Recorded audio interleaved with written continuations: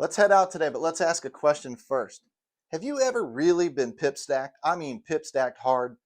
Let's find out what it is. Let's find out how to avoid it. Let's talk about it on the way up to the casino.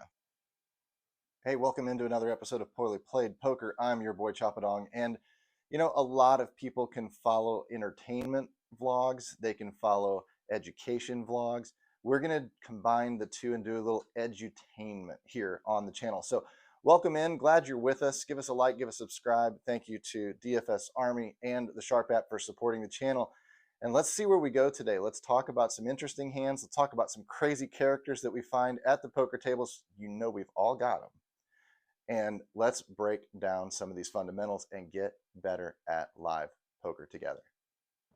Okay, as we head to the casino for Friday evening pokers, let's talk a little bit about that pip stack. Pip stacks are those perfectly lined up stacks that you see players with.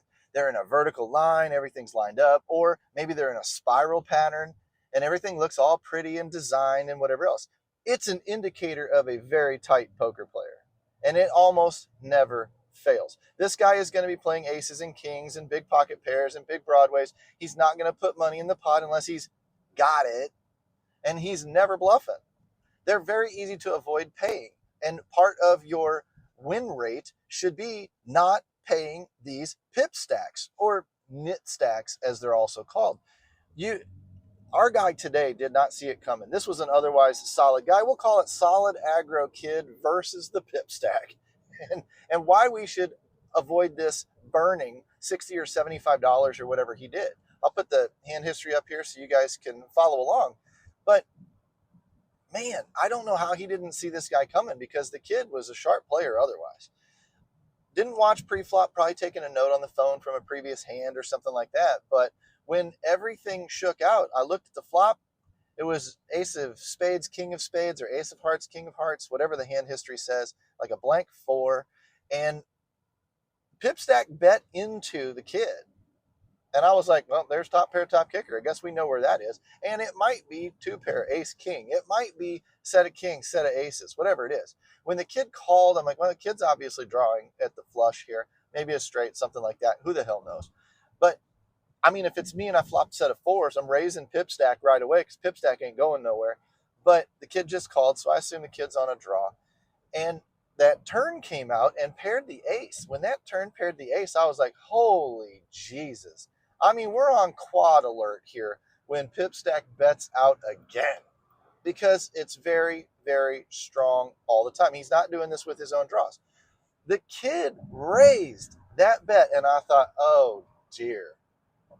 Oh, sweetie, you can't be doing that at this table. You're going to get yourself Pip-Stacked. And he did. Mr. Pip-Stack jammed on. He went from Pip-Stack to Pip-Jammed.